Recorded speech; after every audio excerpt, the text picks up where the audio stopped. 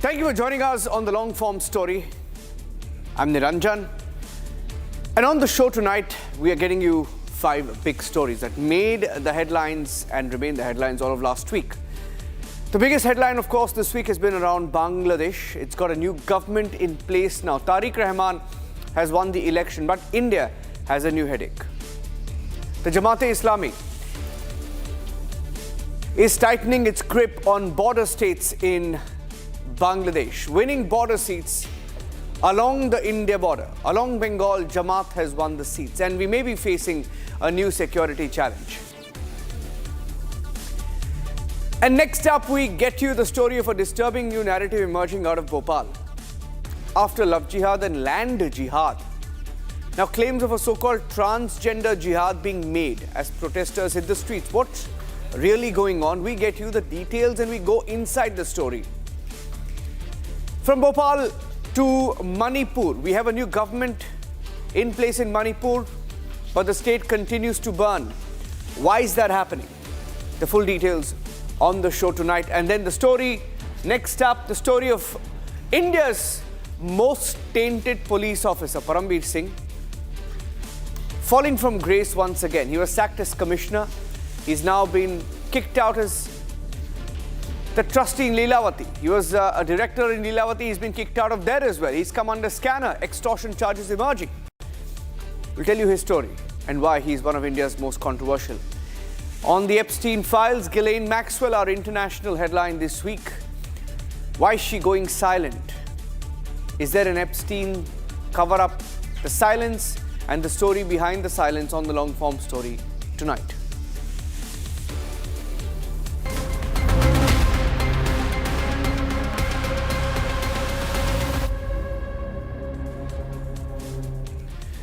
Bangladesh's parliamentary elections have delivered a big shift in power.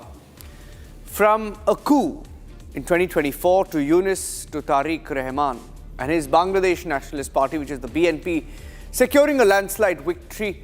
They won by 2/3 majority and more, 212 out of 297. It's a landslide victory. And at the center of this dramatic turnaround is Tarique Rahman, the son of Khalida Zia, who returned after 17 years in exile, and he will now take over as the Prime Minister. But that's not the only headline for India. For India, the fact is, we are more concerned about the Jamaat-e-Islami's resurgence as the opposition.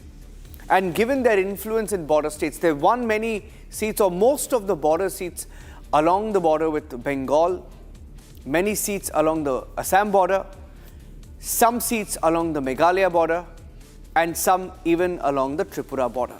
Now, these are states that are already grappling with illegal infiltration. What does Jamaat ruling these areas mean for India?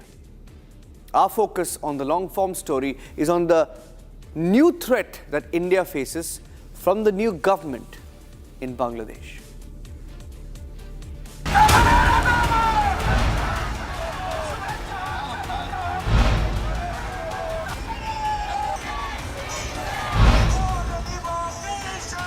17 years in exile, 18 months after an uprising and one election that has redrawn Bangladesh's political map. The parliamentary elections in Bangladesh have delivered a landslide. The Bangladesh Nationalist Party swept the 13th Jatiya Sangsad, 212 of 297 declared seats. There were 3 main reasons why BNP won so handsomely, getting 2/3 of the votes. First reason was, an important reason was, that the entire Hindus have voted against Jamaat-e-Islami as well as the Bangladesh National Citizens Party, and they have voted for BNP. Second most important reason is that the Awami League's registration was suspended, because of which the Awami League's votes also went, a large number went to the BNP.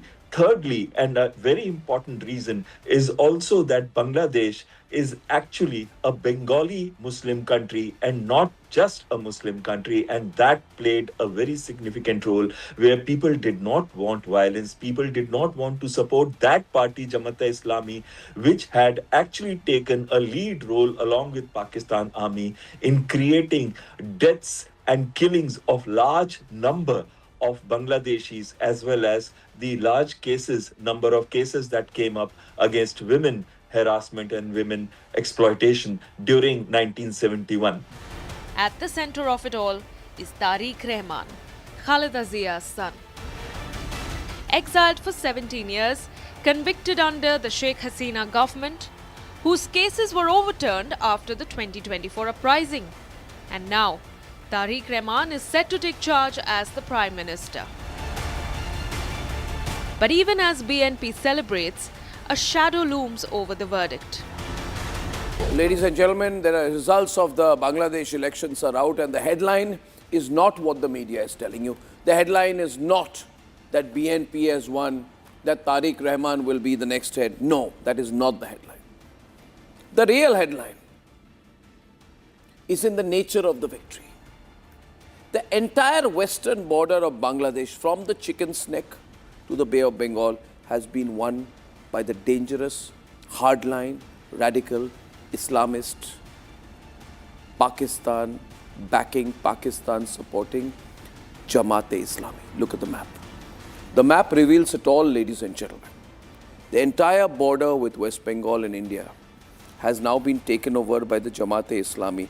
The Jamaat-e-Islami has won a massive number of constituencies bordering Indian states. To be precise, 24. Jaipur Hat, Nagaon, Rajshahi, Meherpur. This is a very high concentration of radicalization in the bordering areas of India, mostly in West Bengal. And my question is, remember, this is a pro-Pakistani group, which means that radicalization is spread in the entire area of Bangladesh, which borders India. That is the threat. Mamata Banerjee, my question is to you. Are you happy with this? Or are you worried about it? You can't keep quiet anymore. You must tell us, are you happy or worried about the presence of the Jamaat-e-Islami on the borders of Kolkata? The nation wants to know. This election witnessed the return of the once banned political party Jamaat-e-Islami as strong opposition. Jamaat-e-Islami winning the border areas is actually a cause of concern for India, and that's primarily so because if you look at which are the border areas, to Rangpur and Barisal were always two places or two provinces where Jamaat-e-Islami had a hold, but this time most of the areas around Assam, Meghalaya, Mizoram and Tripura, the seats located over there have been won either by Jamaat-e-Islami or by the supporters of Jamaat-e-Islami. Now, when we look at this, Jamaat-e-Islami has always been an anti-Bangladesh party in terms that it wanted to remain with Pakistan.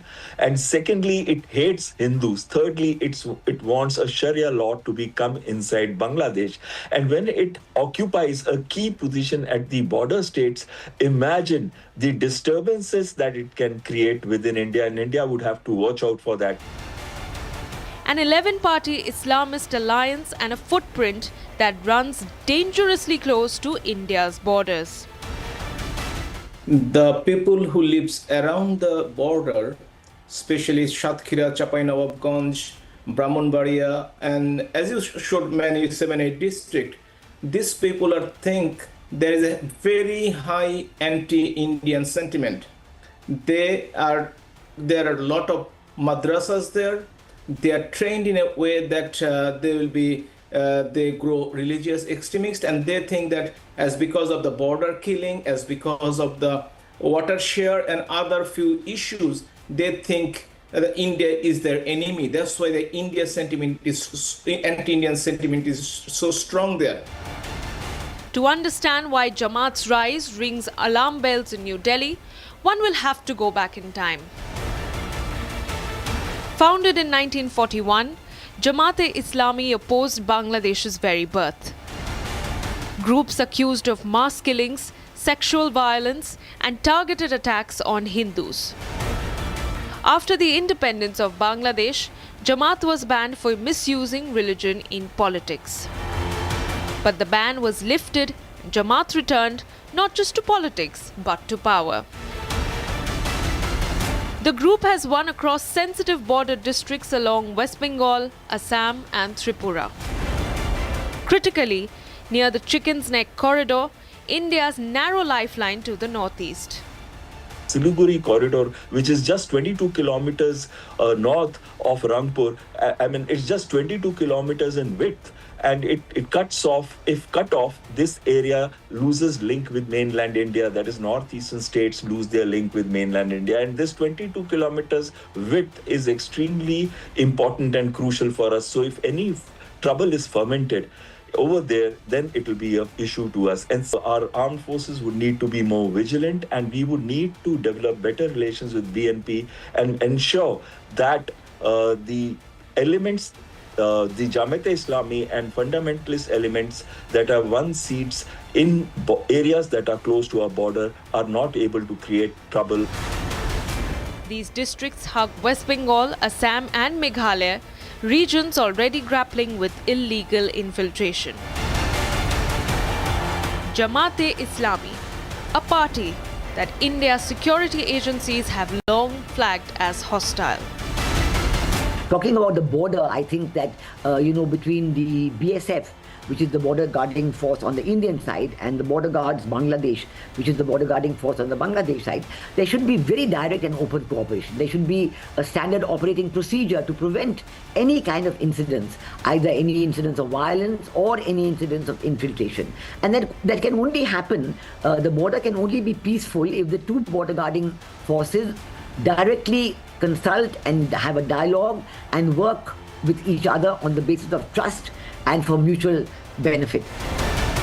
Intelligence reports have linked Jamaat with Khalistani groups and Pakistani ISI operatives. Pakistan sees Jamaat as a ramp to reassert influence in Dhaka, potentially turning Bangladesh into a launchpad for anti-India activities, much like how it weaponizes proxies in Kashmir. Jamaat's rise coincides with heightened attack on Hindus in Bangladesh, from temple desecrations to forced migrations. Today, Tarique Rahman inherits a restless nation, a powerful mandate, and a dangerous opposition. How he balances nationalism, radical allies, and regional responsibility will decide the future of Delhi and Dhaka.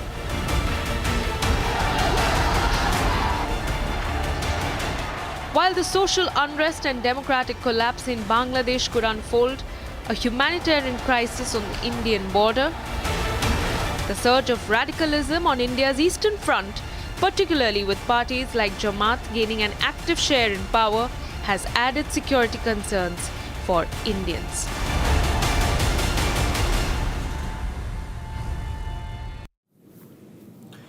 Well, allegations of organized campaigns for forced religious conversion within the transgender community have now come up in Bhopal, Madhya Pradesh. Now, this is a state, Madhya Pradesh, where in the last few years you've had allegations of love jihad and land jihad, and now they're calling it transgender jihad. Now, in this long-form story, we get you the details of whether there is any basis to this. Now, there were communal tensions in Bhopal. Several groups of Hindu transgenders even took to the streets demonstrating outside the Bhopal collector's office, demanding an investigation. We spoke to some of those people who've been protesting on the streets of Bhopal to find out whether there is actually anything called transgender jihad and what could be the possible motive, if at all it is true. Here's the long-form story.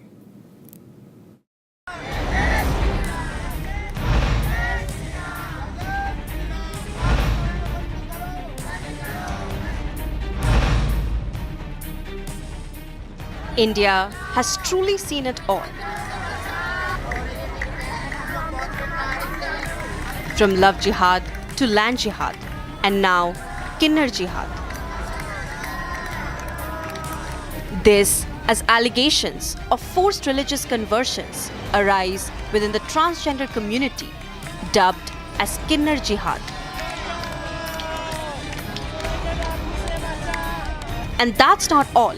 These Transgender Jihad claims are linked with terror funding in Pakistan and Bangladesh.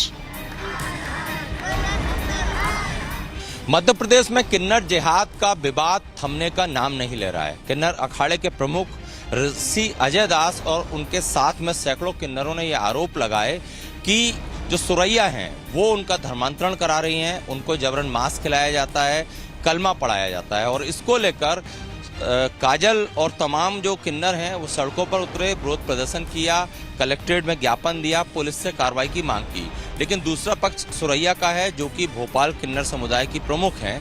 उनका कहना है कि धर्मांतरण जैसी कोई बात नहीं है, ऋषि अजय दास किन्नरों को भड़का रहे हैं और ये सिर्फ गद्दी की लड़ाई है।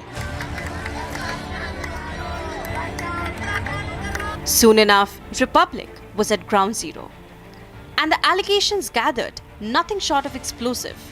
इतना परेशान हो चुके हैं कि हम लोग ने अभी तक ये चीज नहीं सोची थी कि हम गुरु के पास रहेंगे तो वो मुसलमान है तो हमें भी मुसलमान बनाएंगे। हमने उनको अभी तक ईश्वर नहीं मानते हम लोग, ऐसा हमने उनको ईश्वर माना हुआ था। अब मुझे धमकियां दी है, तो अगर कन्वर्ट नहीं होगी तुझे HIV का इंजेक्शन लगा देंगे। हमें गऊ मांस खिलाया, मैं मारवाड़ी की बच्चा, मेरा नाम तन्नू है, वो मुझे सलमान बनाना चाह रही थी, कहना चाहती थी हमारे साथ रहना, धर्म परिवर्तन करवाना पड़ेगा।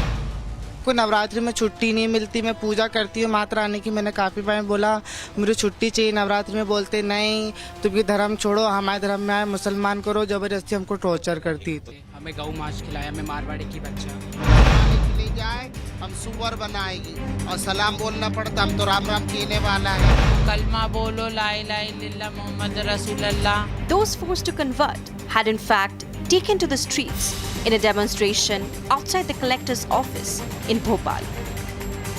हर शहर के अंदर इस्लामिक जो किन्नर है, जिहादी किन्नर, वो गादी पे जाके जबरन गुंडागर्दी के साथ बैठ गए हैं और हिंदू किन्नरों को इनने जो है अपने अधीनस्थ करके, इनसे मंगवा करके, अपना जो है दौलत जमा करके ये मस्जिदों और मदरसों में लगा रहे हैं, विदेश फंडिंग कर रहे हैं। One victim in particular, Kajal Thakur, claimed to have been tortured and forcibly converted from Hindu to Muslim. मारना पीटना, नमाज पढ़ो, कुरान शरीफ पढ़ो, वो कलमा बोलो ला इलाहा इल्लल्लाह मोहम्मद रसूलुल्लाह, ये बोलो। When asked who forced her, the name she gave was of Mangalwara-based Kinnar Dera head, Suraya Haji, also known as Suraya Nayak. कौन करवा रहा था ये? सब सुरैया नायक। And this wasn't the only voice claiming so against Suraya.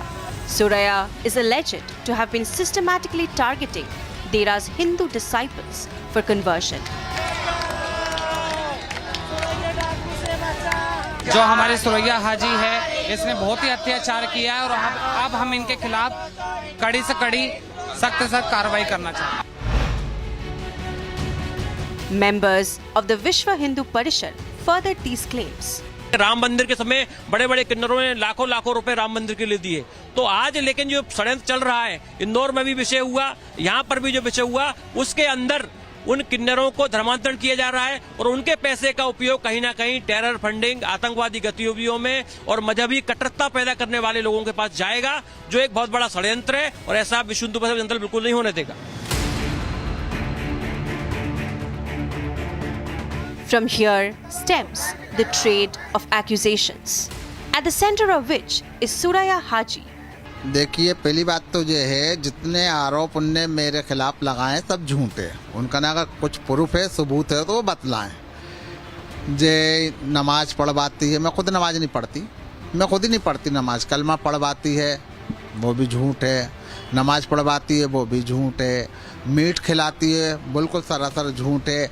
आज के time में 5 साल के बच्चे को अगर तुम दवा पिलाओगे तो वो उल्टी कर देता है, अपन उसका मुंह पकड़ते। 5 साल का 10 साल का बच्चा, उसको ज़बरदस्ती भी करते तो वो ओक देता दवा। तो जे इतने बड़े हो गए तो कम इनके मुंह में ठूस रही थी, और आज इतने सालों से मेरे पास रहे, कभी भी इनने शिकायत नहीं करी। आज को एक गेम बना के सब एकजुट होके और मुझसे बागी होके जो सबके सब मेरे घर से निकल गए, नहीं तो रहते थे मेरे साथ ही। जब इतने साल मेरे पास रहे जे तो ये मेरे कहने पे ही रहे, है ना। और जब मैंने इनके ऊपर अगर अत्याचार करा तो जैसे आज निकले हैं पहले भी निकल सकते थे ये, तो सब झूठ होके निकल गए हैं। और मेरे ऊपर जो आरोप लगा दिया, हमें ऐसा है, मैं कलमा पढ़वाती है, नमाज पढ़वाती है, मैं खुद नहीं जाती नमाज पढ़ने के लिए।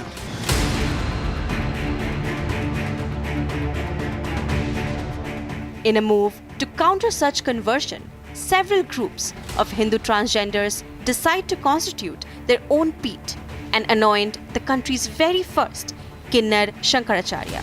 In fact, this appointment of a Kinnar Shankaracharya, other Mahamandaleshwars and Mahants are all scheduled to take place tomorrow on the occasion of Mahashivratri.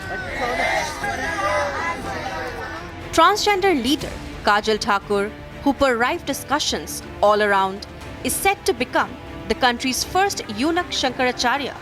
The reactions to this Ghar Vapsi program only furthered the row. है ना, इंसान वो जहाँ से पर लेके गया, रिश्वत लेके गया, और जहाँ पर वो होता ना तो उसको तो हम जूतों का हाथ डाल के पहुँचाते, समझे। जो किन्नर समाज को बदनाम कर रहा है, किन्नर समाज की सभी बदनाम कर रहा है वो। जिस पद पे आप हैं, क्या उस पद की लड़ाई है, उसके लिए ऐसा हो रहा है? बिल्कुल, पद की लड़ाई, गद्दी की लड़ाई, इलाकों की लड़ाई, और बस यही लड़ाई है और कुछ लड़ाई नहीं है। And as the spat continues, with both sides in vehement disagreement, what's left to wonder is the veracity, the truth to either claim. Especially since this Kinnar Jihad seems to predominantly arise in a city already marked by contentious debates over conversion, with investigation agencies claiming to have uncovered broader illegal conversion networks in and around Bhopal, some even involving alleged use of blackmail, sexual exploitation, and financial inducements to secure conversions. These past cases have primed public opinion to view the latest Kinnar Dera allegations as part of a continuing pattern, and now, as the Bhopal Kinnar Jihad case remains under the scanner and in the midst of investigation, the outcome is what will shape how the state and society engage with both religious freedom and transgender rights in the years ahead.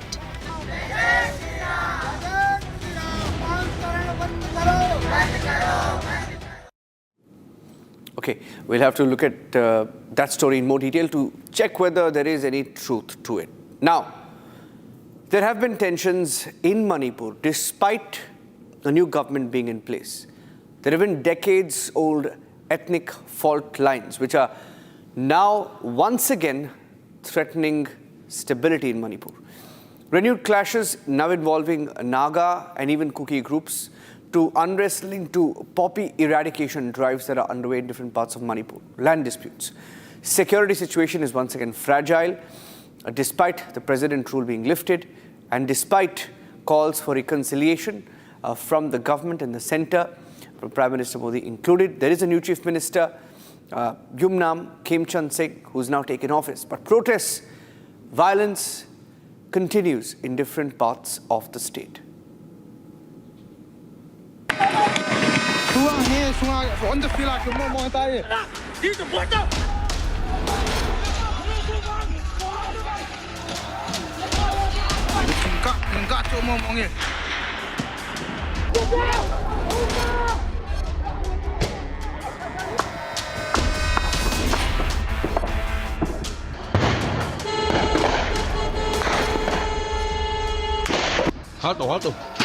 Halt.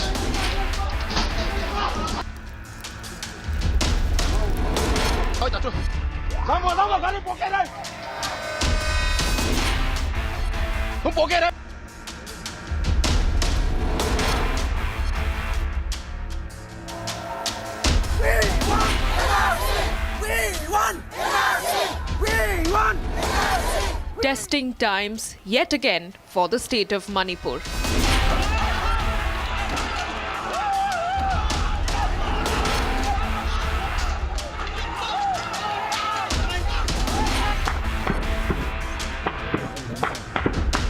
A land of hills and valleys, divided by decades of mistrust, territorial claims, and ethnic fault lines.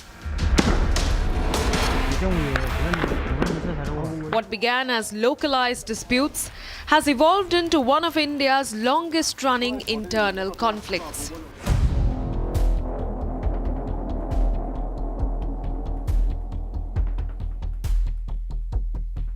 The conflict first ignited between Naga and Kuki groups over ancestral lands.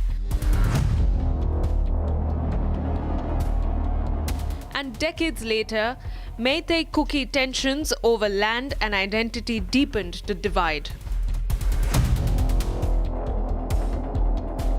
Today, the fault lines have multiplied in what was once a two-sided conflict. Naga groups observers in recent years are active participants again, a sign that buffer zones and security deployments were no longer enough to contain overlapping ethnic interests.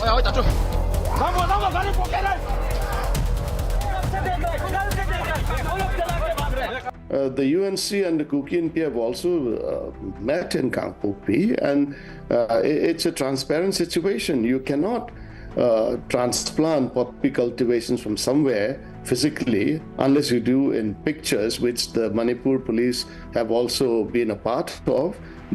After the Case Songling incident, the next day on media, they showed photographs from somewhere else and, impacted that with a situation that they're trying to justify with Case Songling. Yes, independent investigation is very important. And in fact, allow me to come in with an anecdote here. Pre-2023, before the problem started, I happened to be in conversation with a very eminent Meitei politician. He's no longer in the position that he held.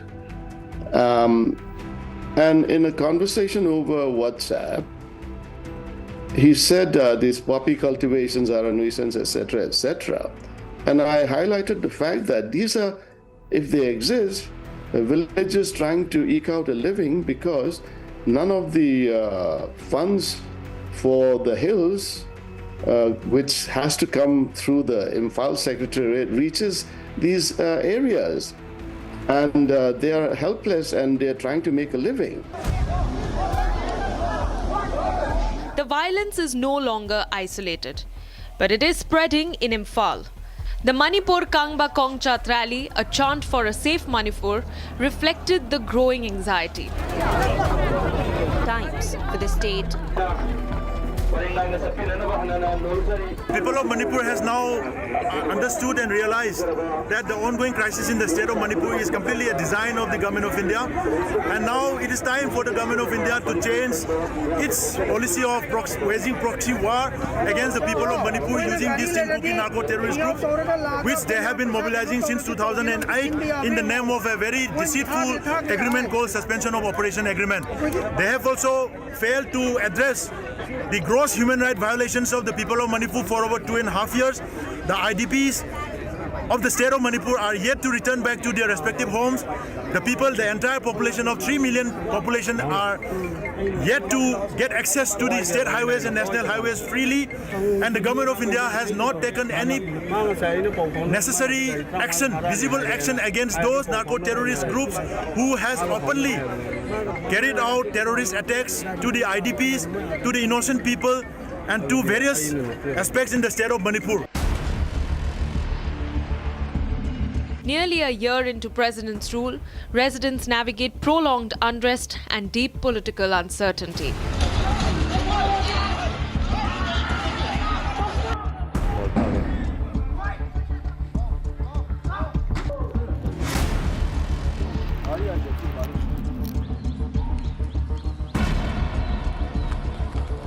In the hill districts, protests have emerged over poppy cultivation crackdowns.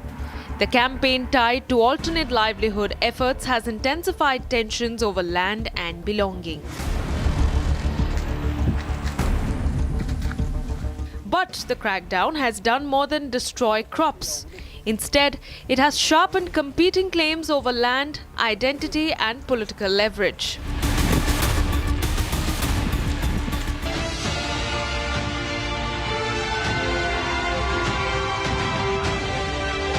In 2025, Prime Minister Modi visited Manipur with a message of dialogue over division.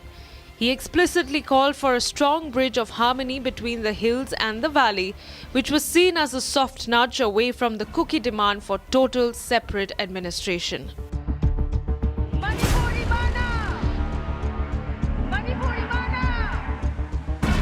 मुझे विश्वास है मणिपुर देश की growth का एक बहुत मजबूत sector है. President's rule was extended, maintaining fragile peace, leaving Meitei political groups feeling sidelined. Hope was offered, but change remained elusive. For the first time in this cycle of violence, apex trial bodies sat together, a rare moment of dialogue, in a state desperate for peace. But even as leaders spoke, tensions simmered on the ground.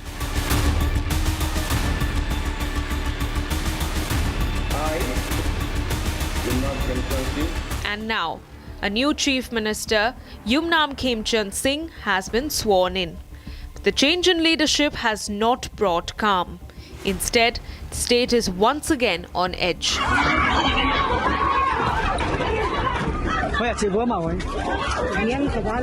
In Churachandpur's Tuibong area, protests erupted against the newly installed government.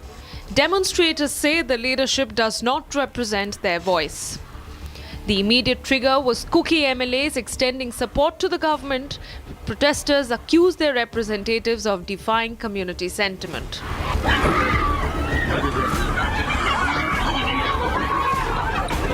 In Ukrul's Litan village, violence deepened fears of a widening conflict. Houses belonging to both Kuki and Naga communities were burnt, and cross-firing broke out between armed groups.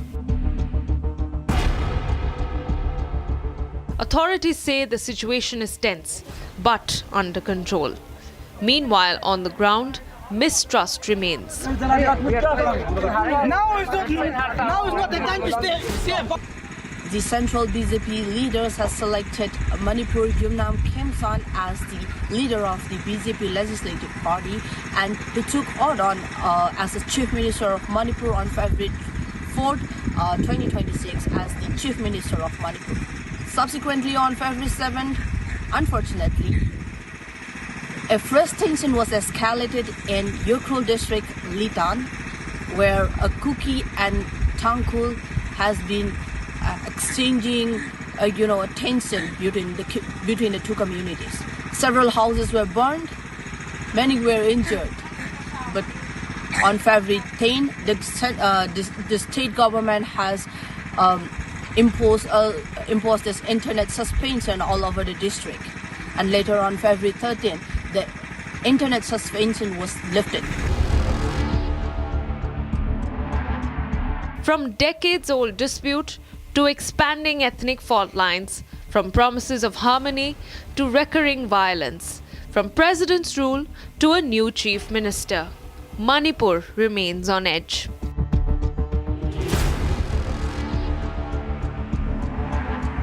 Right now, I'm in one of the very fringe area of the hill range adjoining Imphal East, Ukrul district and Kamjong district. Manipur has been burning since 3rd May 2023 because of the conflict that occurs between the Meitei and the Kuki community. As a result of this conflict, houses of both the communities have been burned down, several houses of it burned down, and almost 60,000 IDPs of the Meiteis have been displaced, and many Kuki communities have also been displaced. But the question arises whether the state can prevent the next spark from becoming an uncontrollable fire, as peace is not a moment, it is a struggle that continues in the state of Manipur.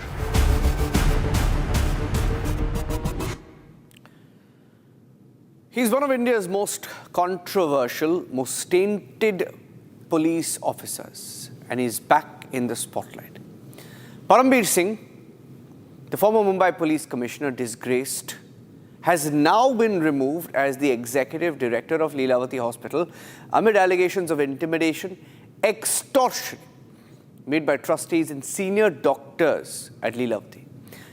Latest controversy adds to a long list of legal battles, investigations, extortion charges that have followed Param Singh's career. From high-profile terror investigations to clashes with the enforcement agencies, his nexus with political leaders, he was once among the country's most powerful law enforcement figures, or at least pretended to be by virtue of his connections with politicians. Param Singh now faces renewed scrutiny and accountability. He's been sacked. The story is he's been sacked once again for extortion. Param Singh, here is the Param Singh. This is Param Singh. Why are you running from Republic question? Param Singh, why are you running from the Republic question? You respond. There are accusations against you by the father of Disha Salian. You manipulated the Disha Salian case. He is India's one of the most controversial policemen with a tainted reputation. Param Singh has tried to be in the limelight. While in office, he was close to Bollywood, close to businessmen, and enjoyed a reputation of overseeing open extortion in India's financial capital, Mumbai. From being named in the NIA's charge sheets and under the federal agency's radar, from tussles with the Enforcement Directorate to being declared an absconder by the Indian courts in 2021. Somehow, Param Singh managed to slip through the ropes given his alleged political links. But karma seems to have finally caught up with him. This time, he has been sacked by Mumbai's one of the top hospital, Leelavati, from the position of executive director over allegations of intimidation and extortion. Republic was the very first channel to break this news that Leelavati hospitals, the internal disputes are way more deeper than it is what we can see. And talking about Param Singh used to threaten and extort doctors at Leelavati hospital. This was also first breaked on Republic. So now, while digging deep in this very matter, very shocking facts have come to the fore, and that facts are that he used to consume alcohol when he was working here, and in his chamber he used to also doze off after consuming alcohol.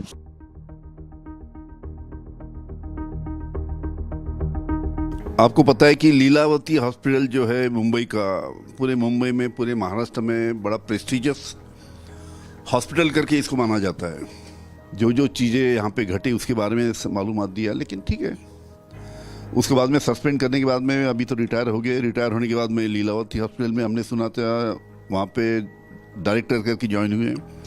जब Lilavati hospital में join हुए हमको ताज्जुब लगा, काफ़ी लोगों को ताज्जुब लगा कि इतना टेंटेड पुलिस ऑफिसर जिसने इतना बड़ा कांड मुंबई में किया एनटीए के सामने, उसको लीलावती ने कैसे वहाँ पे डायरेक्टर बनाया. लेकिन आज उनको खामियाजा उसका भुगतना पड़ रहा है. उन्होंने देख लिया क्या होता क्या नहीं. तो Leelavati, one of Mumbai's premier healthcare institution, has long been an abode for city's elite, from Bollywood to the corridors of power whenever the crisis strikes. So for a man with a malign history like that of Param to be inducted as the executive director of a health institution whose clients wield such high influence, this raises serious questions. From trustees to senior doctors at Leelavati, what Republic gathered was completely staggering. Here is an email which clearly states to the Board of Trustees that on that said day of 12th January, the meeting, after the meeting, those minutes have been ratified by the Board of Trustees. The proof is right in front of you. So now, is it going to be that Mr. Param Singh is telling the truth and 10 trustees are liars?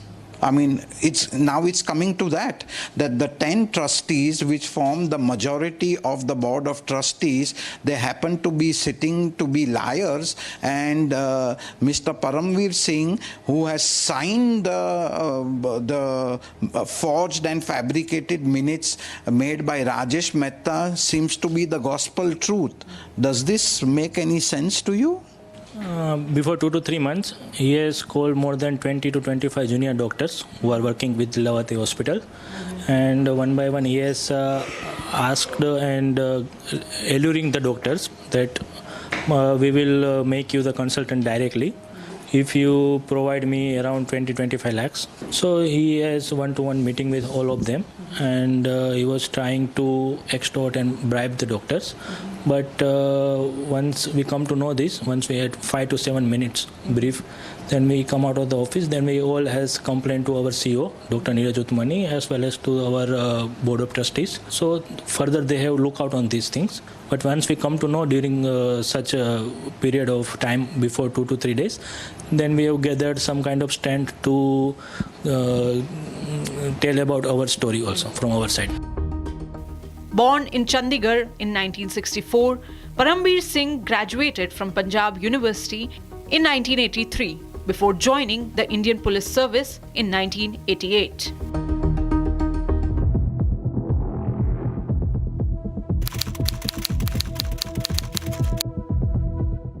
The Malegaon Blast 2008 case exposed Paramveer Singh. Here Pragya Thakur described while speaking to Republic's editor-in-chief Arnab Goswami claims how she endured torture at the hands of then senior ATS officer Paramveer Singh. इतना मारा और मारने पर भी इसको संतुष्टि नहीं हुई परमवीर सिंह को, और इस परमवीर सिंह ने एक इंस्पेक्टर थी और एक इंस्पेक्टर था, इनके बेल्ट छीने और छीन करके कहा कि तुम लोगों में ताकत नहीं है, मुझे लाओ, इसको तो मैं देखता हूं, और गालियों के साथ, इसको साली के साथ और तमाम गालियां देते हुए इसको तो मैं देखता हूं, और जितनी इनमें ताकत थी वो पूरी ताकत इन्होंने मेरे ऊपर बरसा दी बेल्टों को मारते हुए। और इस व्यक्ति को हम यदि कोई भी उपमा दे वो छोटी होगी, राक्षस भी कहे तो भी छोटा होगा, क्योंकि ये बहुत ही निम्न स्तर का व्यक्ति है। What are you trying to hide? Why did you not appear before the court during trial? Did you work to serve political agenda? Did you plant evidence to frame innocent? Mr. Paramveer Singh, here is the Mr. Paramveer Singh, and he is not responding any answer of my question. By the late 2010s, Singh was already a high-profile officer known for handling several major cases.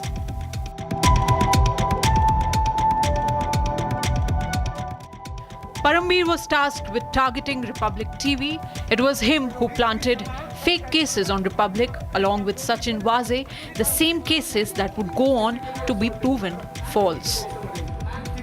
BARC ने जो अपनी analytical report submit की, BARC ने जो अपनी analytical report submit की है, उसमें जो नाम सामने आया है वो है रिपब्लिक टेलीविजन का, जिसमें के सस्पिशन स्ट्रेंथ TRP के देखे गए।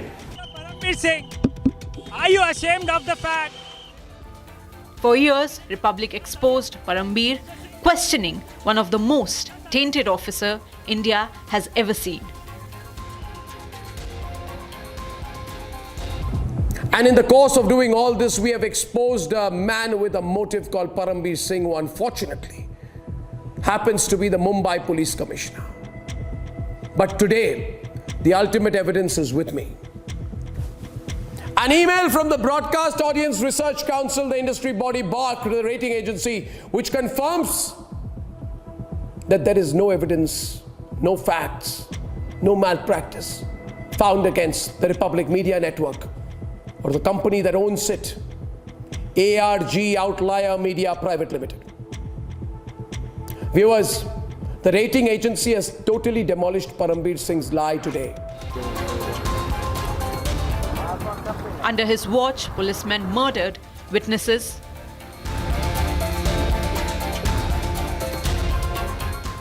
and extortion was a daily affair.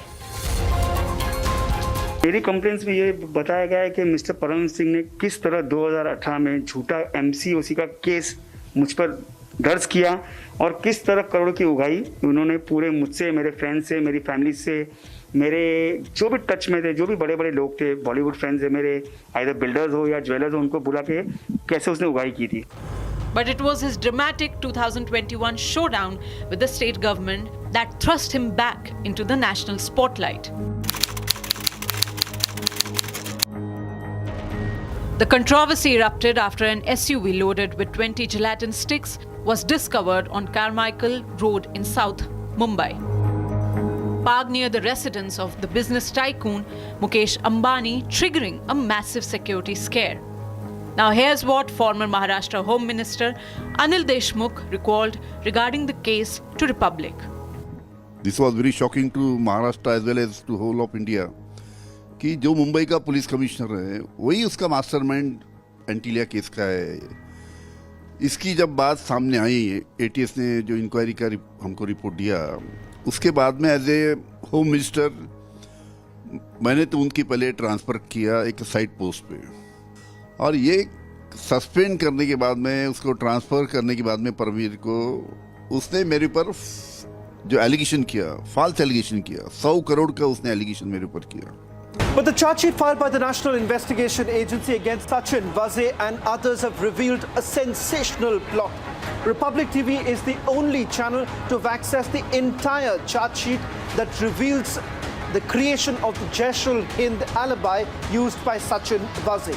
It makes a mention of a cyber expert who had a one-on-one meeting with the former Mumbai Police Commissioner Param Singh. Evidence is in TRP scam. Are you ashamed of it? Are you sorry for it?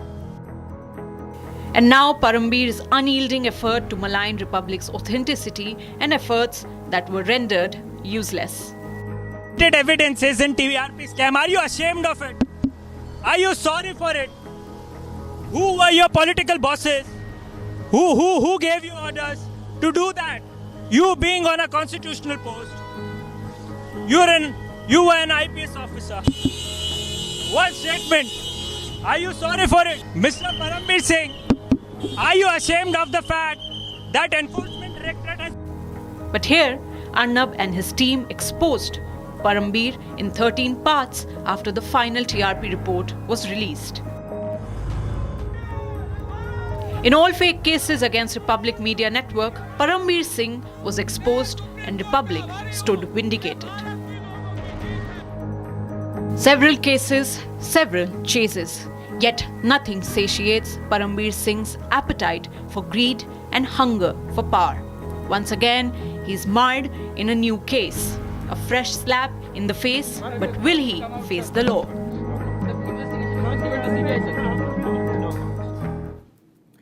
Karma catching up, many would say karma has caught up. Moving on, convicted sex trafficker in the Epstein case, Ghislaine Maxwell, refusing to answer questions from US lawmakers in what is easily one of the world's most followed cases, repeatedly invoking the Fifth Amendment in America during an inquiry into how authorities handled investigations tied to the trafficking network of Jeffrey Epstein. Now, this hearing, all of last week, also came amid renewed questions about Ghislaine's 2025 transfer to a low-security facility in Texas. There is the global focus on this case of Epstein and his aide, Ghislaine Maxwell, and her silence is now reigniting global attention on this case, on what remains unknown about the broader network and those who may have been involved. Here's the full story on the Epstein silence.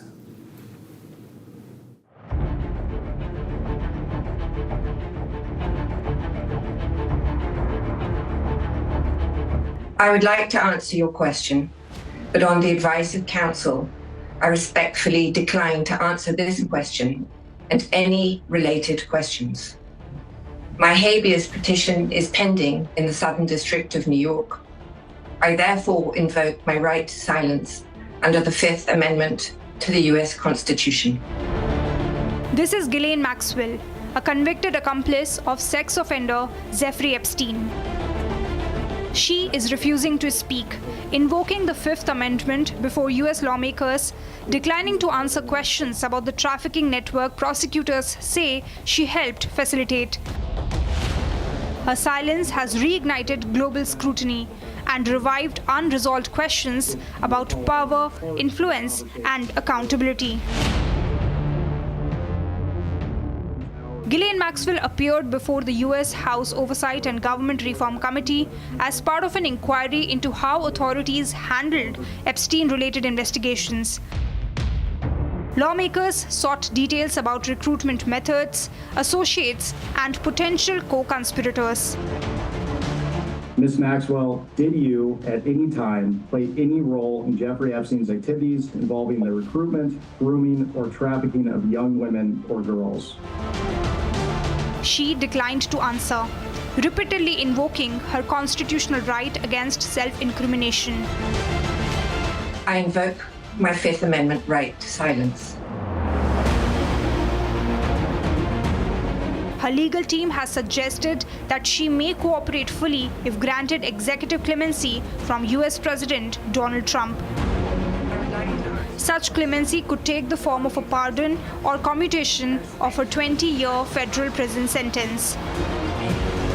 Under the Constitution, if a pardon was issued to Ms. Maxwell, she could be forced by Congress and others to testify, and she would have no right against self-incrimination. Once you have been pardoned, you can't be charged again, and therefore you can be forced to reveal facts that you would otherwise not want to make public.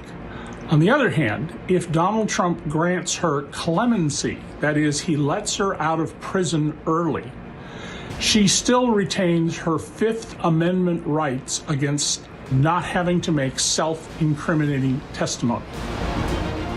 Interestingly, Donald Trump recently commented that it is time for the country to move on from the Epstein scandal and focus on something else.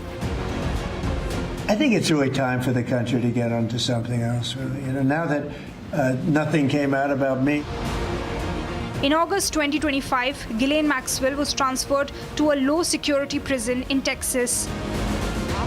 A few days ago, Attorney General Pam Bondi testified in court about the transfer. She had no idea who signed off on the transfer. I said I do not agree she should receive special treatment. She was transferred, I learned after the fact, to the same level facility, and that is a question for the Bureau of Prisons. I was not involved in that at all. The same level facility, I don't know why, but you know, instead of talking about Ghislaine Maxwell, who hopefully will die in prison, you should be talking about Irina Zarutska. You don't talk about that. But that begs the question, who exactly is Ghislaine Maxwell and how deep did her ties with Jeffrey Epstein run? Born in France in 1961, Maxwell was raised in a wealthy and influential family led by British media magnate Robert Maxwell. Educated at Oxford and embedded in elite social circles, she later relocated to New York in the early 1990s. There, she formed a close personal and professional relationship with Jeffrey Epstein. Federal prosecutors later determined Ghislaine Maxwell was not simply an associate, but an active participant in Epstein's abuse operation. At trial in 2021, jurors heard testimony that Maxwell recruited and groomed underage girls, helped facilitate Epstein's exploitation of minors. In 2022, she was sentenced to 20 years in federal prison, where she remains till today. It is impossible to understand Ghislaine Maxwell without getting into her upbringing under her influential father, Robert Maxwell, former UK Member of Parliament. A refugee from Nazi-occupied Europe, Robert Maxwell rose to become a powerful newspaper owner and built an international media empire, cultivating deep political and financial connections. After his death in 1991, investigators uncovered that he had secretly diverted large sums from employee pension funds to support his failing businesses, one of Britain's most significant corporate scandals. Maxwell's elite social and institutional connections shaped the environment in which his daughter later moved within transatlantic high society. He was considered a very ruthless, untrustworthy outsider, and he tried to become part of the elite, but he was also, guilty of business fraud. He took hundreds of millions of pounds from the pension fund, from the Mirror Group when he owned that. Just horrible man. Now, Ghislaine Maxwell inherited millions from some secret trusts that her father had and that he had established, which supported her lifestyle, right? Now, I have to say, looking back at Robert Maxwell, an unpleasant, dodgy character he was. As Ghislaine Maxwell continues to maintain her silence, evoking her Fifth Amendment right, here are the established facts. Courts have established Ghislaine Maxwell's criminal role in Jeffrey Epstein's underage sex operation. Her connection with Epstein is documented, including survivor testimonies that puts her right in the middle of the scandal. However, with her silence, the extensive truth behind Jeffrey Epstein's world still remains incomplete. And for survivors, until every question is answered, it is unfinished justice. That's it on this edition of the long form story. Ladies and gentlemen, headlines continue here on Republic. And in case you missed the show, you can catch it tomorrow, 12 p.m. on Republic. Thanks for watching.